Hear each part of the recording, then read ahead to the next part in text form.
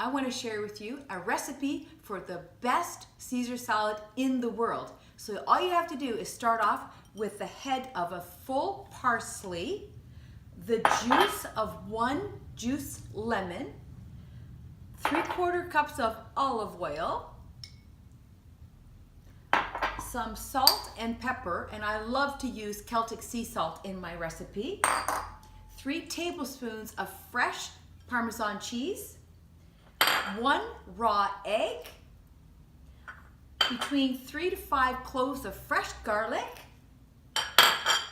2 tablespoons of Worcester sauce, 2 tablespoons of red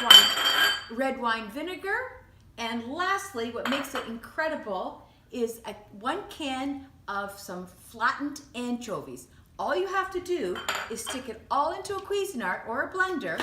turn it on, mix it up, and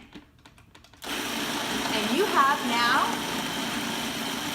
the world's best Caesar salad. If you like this, share this with your friends.